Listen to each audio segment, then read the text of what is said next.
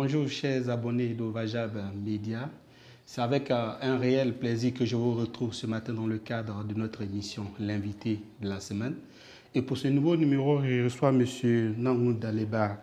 Il est le coordinateur national par intérim de la coalition des indignés des Côte d'Ivoire, une plateforme de la société civile ivoirienne créée par M. Samba David, aujourd'hui incarcéré à la maison d'arrêt et de correction d'Abidjan.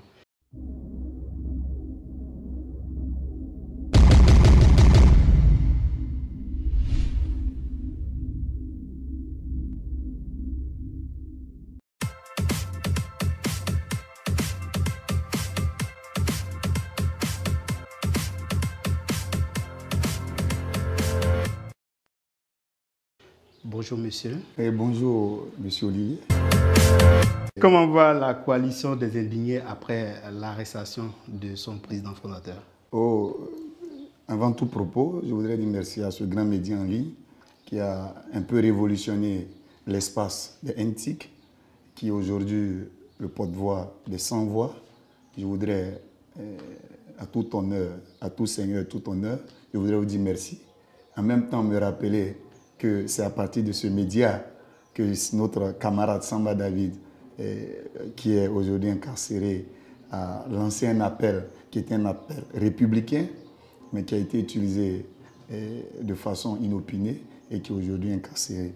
Et la coalition des indignés, par ma voix, voudrais dire merci à tous tes collaborateurs pour tout le boulot que vous ne cessez d'abattre. Ceci étant, je voudrais dire que la coalition des indignés, comme on le dit, ne pouvait se porter comme les gens l'ont souhaité, pas à 100%, parce que le premier responsable, qui est un homme de carrure, a été arrêté depuis pratiquement 7 mois. Donc la coalition des indignés ne peut pas se permettre d'avancer ou de fonctionner sans son premier responsable. Donc nous faisons ce que nous pouvons faire. Nous continuons l'installation de nos bases, la restructuration, la mobilisation, la prise de conscience, en espérant que d'ici peu, nous allons retrouver notre leader, notre premier responsable, notre coordinateur charismatique, pour que nous puissions continuer la lutte sociale. Ceci étant, la coalition des indignés se porte bien. Elle va encore se manifester bientôt pour que les gens puissent savoir qu'elle est là et elle se porte bien. Mais sans son premier coordinateur, on montre que ce n'est pas tout à fait facile. Ouais, c'est pas évident. Est-ce que vous pouvez, pour nos téléspectateurs, revenir sur les circonstances de son arrestation? Comme je le disais, Samba David a été kidnappé, je reviens pour que les mots soient clairs. Samba David n'a pas été arrêté. Arrêté, c'est une forme juridique qui suit une procédure. Samba David a été tout simplement kidnappé, enlevé de son domicile alors qu'il revenait d'un voyage de son village natal, Gagnoa. Il se reposait et aux alentours de 15h30, des hommes encagoulés ont escaladé la clôture, l'ont menacé avec les armes. Ils ne savaient pas à qui il avait affaire.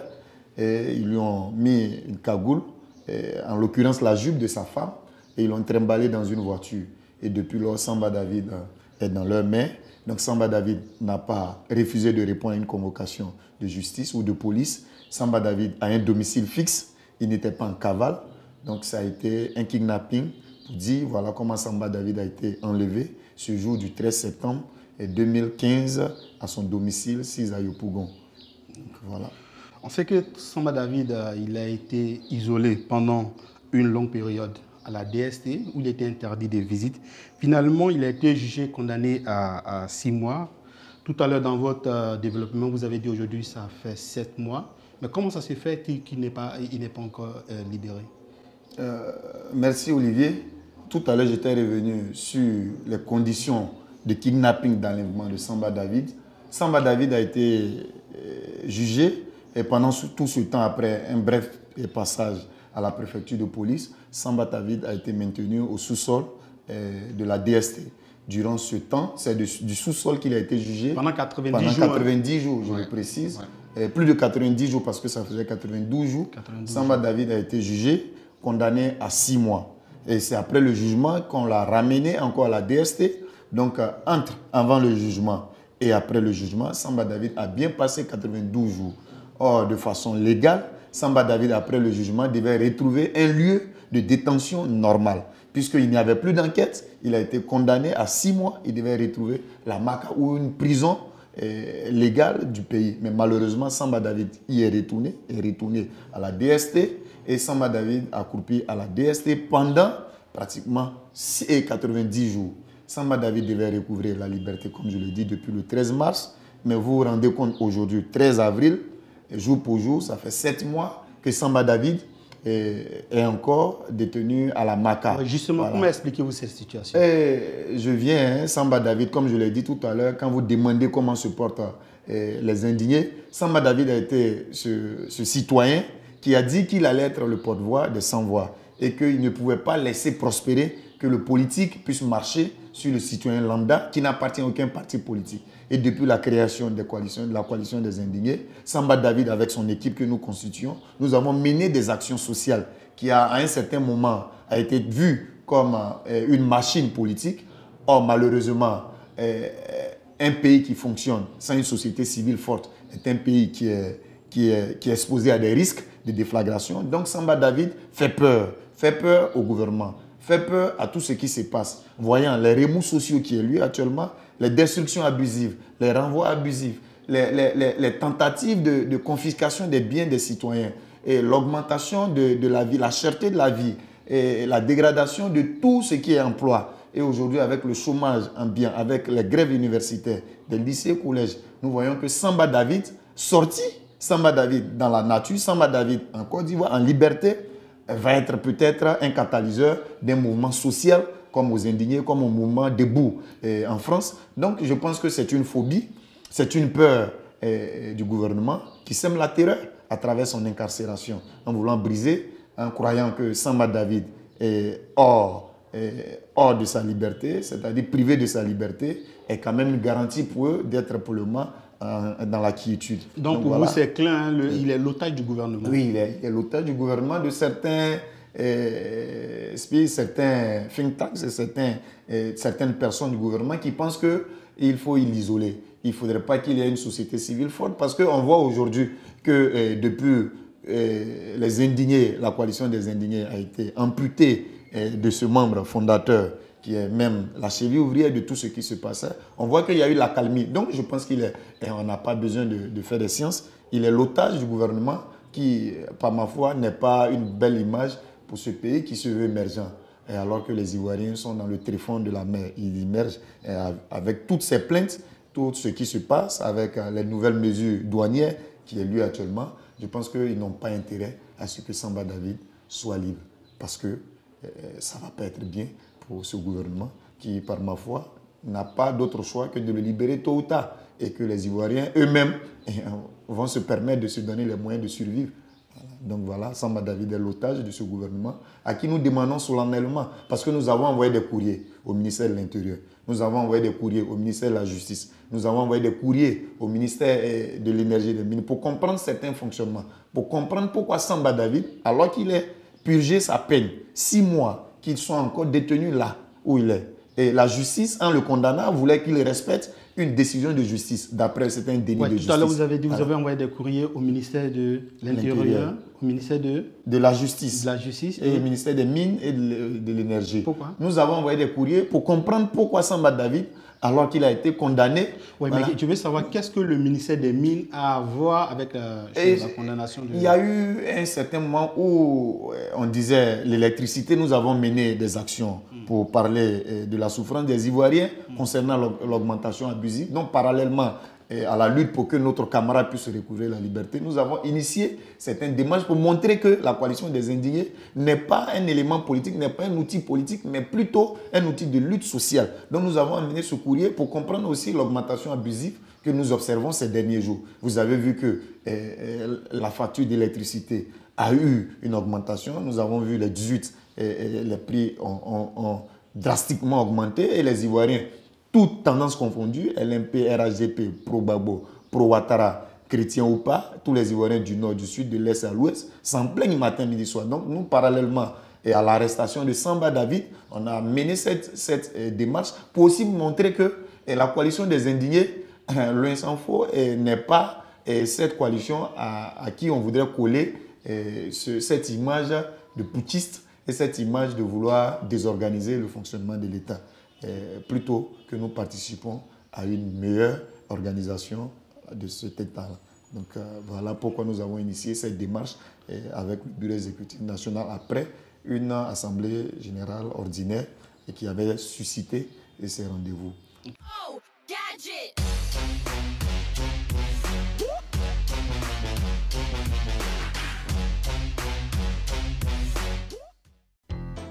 À Abidjan, s'il y a un moyen malin de combiner shopping, repas et cinéma, c'est bien à l'Espace Laterie.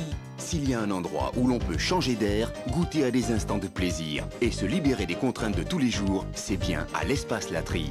S'il y a une ambiance, s'il y a du plaisir, s'il y a un confort, s'il y a un choix, c'est bien à l'Espace Laterie. Espace Laterie, Sococé de Plateau. Nous pensons à l'essentiel, nous pensons à vous. Oh, gadget.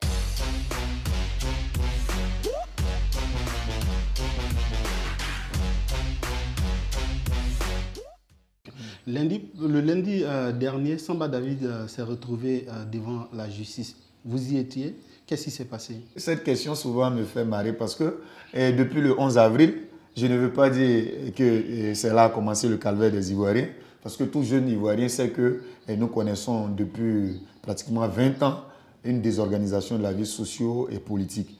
Mais depuis un certain moment, nous sommes habitués à connaître certaines thématiques, à connaître certaines notions juridiques qui entrent dans le quotidien des Ivoiriens. Samba David a été convoqué le lundi au 4e cabinet de M. Kofi, du juge Kofi, du président Kofi. Pour, dit-on, nous croyons qu'après 7 mois, un mois de Guassou en griffe qu'ils ont donné à Samba David pour signer sa lettre de sortie. Grande fut notre surprise que nous constations au moment où nous étions là, qu'on demande à Samba David de signer un document de prorogation de détention. Suivez bien, prorogation de détention.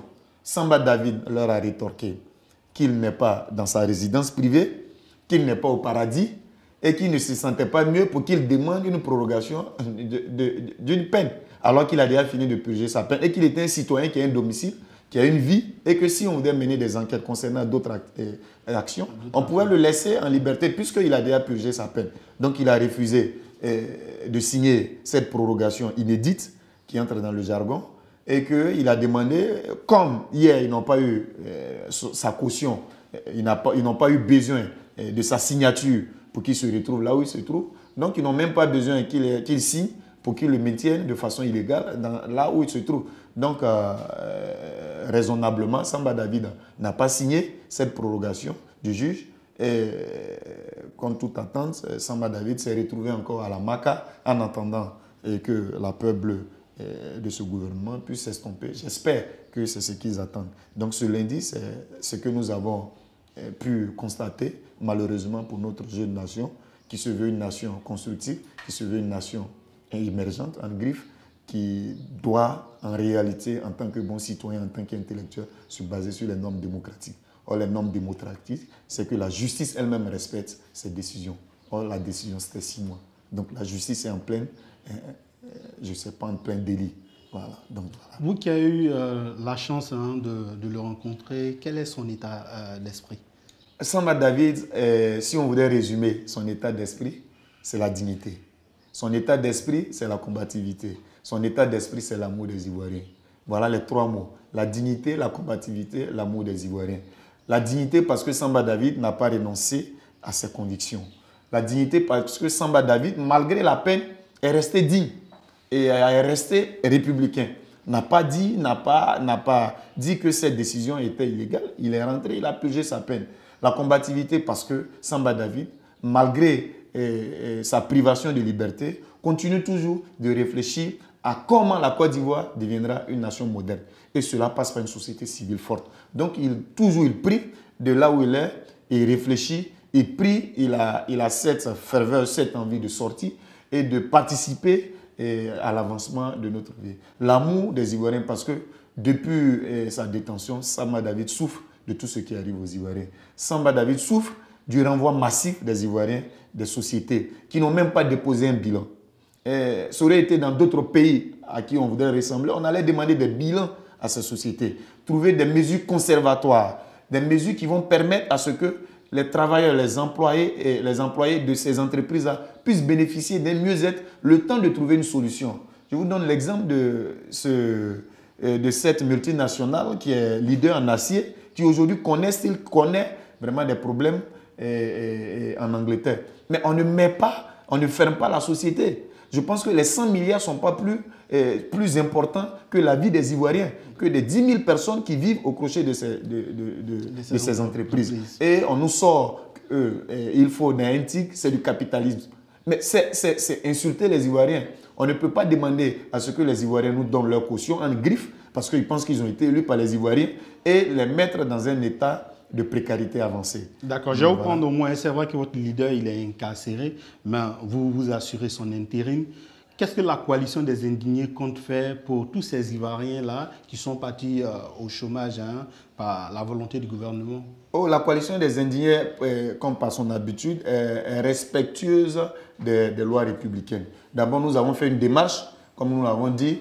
Nous avons d'abord fait une déclaration pour dénoncer l'antinomie de cette mesure, pour dénoncer le paradoxe dans ce qu'on crée 2 millions d'emplois et on détruit 3 millions d'emplois. Ce qui veut dire que nous sommes à moins 1 million d'emplois. Nous avons dénoncé et nous avons appelé les travailleurs à se réunir.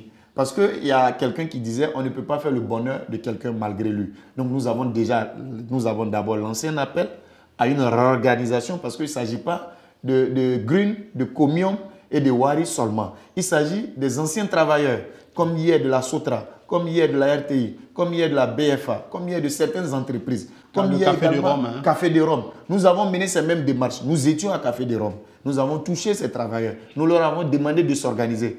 Parce que seule la pression sociale peut faire reculer l'État. Nous avons vu en France, la jeunesse s'est mobilisée. Elle a eu gain de cause. Ils n'ont pas eu besoin d'attraper des jeunes pour les mettre en prison. Le Premier ministre Emmanuel Valls a reçu la jeunesse, leur a promis d'améliorer leurs conditions de vie. Donc je pense que nous avons mené cette démarche. Et la deuxième démarche, c'est d'aller rendre visite à ces familles qui sont aujourd'hui des familles déboussolées. Et je vous donne un exemple. Il y a des gens qui ont leurs enfants, qui sont dans des villes à l'intérieur. Parce que, comme le disait le directeur de cabinet du DG de l'ARTSI, Grune et Cause ne s'arrête pas à Abidjan, ne s'arrête pas dans les quartiers d'Abidjan. Grune a des succursales à l'intérieur du pays. Ces gens ont leurs enfants qui vont à l'école à l'intérieur du pays. Mais en pleine année scolaire, vous demandez à ce que les sociétés rentrent en cessation d'activité. Comment ces sociétés-là pourront, comment ces employés-là pourront subvenir aux besoins de leurs enfants. Donc c'est tout à fait une mesure inédite. Parce que quand vous dites qu'ils arrêtent de travailler, les sociétés n'ont pas le temps de faire face à la direction de cause est déjà partie. Donc vous voyez que nous entrons dans un fonctionnement d'État qui ne sied pas à ce qu'on nous avait dit hier. Nous sommes dans un fonctionnement archaïque et je pense que tout échappe au président de la République. C'est mon analyse parce que je crois que le président de la République, s'il était informé en tant que grand économiste, sait quelles sont les procédures pour arriver à ce que l'interconnexion, dans le NTIC, l'interconnexion fait la compagnie. Quand d'autres compagnies arrêtent de servir d'autres, c'est fini. Donc voilà en réalité des démarches. Nous dénonçons, nous proposons et nous allons écouter. Et pour le moment, nous voyons le piège dans lequel nous nous retrouvons et je pense que c'est la procédure, la coalition des indignés aux côtés de tous ces déflactés. Okay.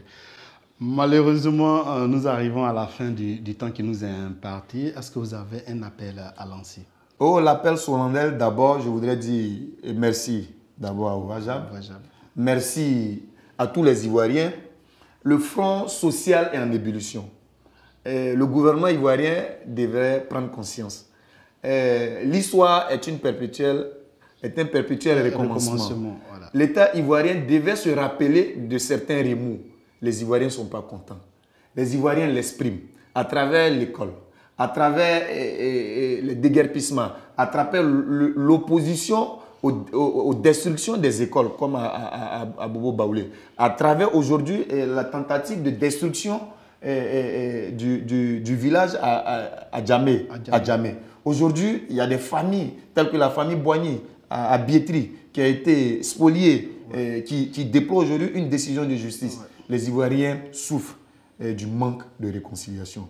Les Ivoiriens souffrent de la cherté de la vie. Les Ivoiriens souffrent des mesures impopulaires. Et les Ivoiriens souffrent du manque d'une société civile. Ce qui convient à dire, les Ivoiriens demandent la libération de Samba David.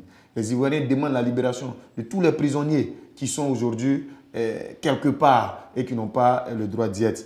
Les Ivoiriens voudraient que leur pays devienne un pays fréquentable. Leur pays devienne un pays, un oasis où là où on trouve tout.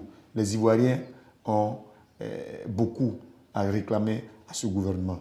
Et c'est à travers la coalition des indignés qui demande aujourd'hui une prise de conscience collective, qui demande aux Ivoiriens de quitter les chapelles politiques, de quitter l'idolâtrie politique et de venir sur le front social. Les Ivoiriens souffrent, ils ont besoin qu'ils s'unissent.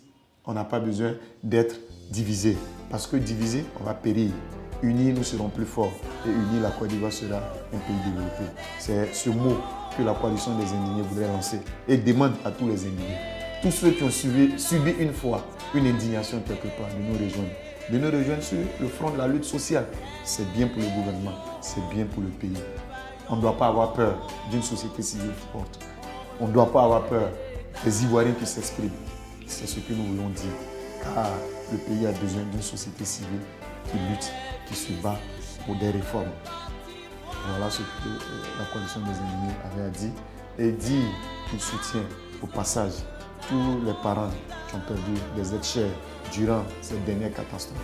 Nous avons suivi les renversements des cars, les renversements des bacars, la tentative d'intimidation des Ivoiriens sur la plage de Bassam par des terroristes. Les Ivoiriens n'en ont pas besoin. Ils ont besoin de vivre. Et cette vie-là a besoin d'être commode avec la réalité. C'est ce dernier mot que la coalition des indignés. Merci bien. Amis internautes, c'est ici que s'arrête notre entretien. Vous pouvez le retrouver sur notre site internet www.ouvajab.media et surtout sur notre page Facebook Ouvajab Media LLC. Merci de nous rester fidèles et à très bientôt.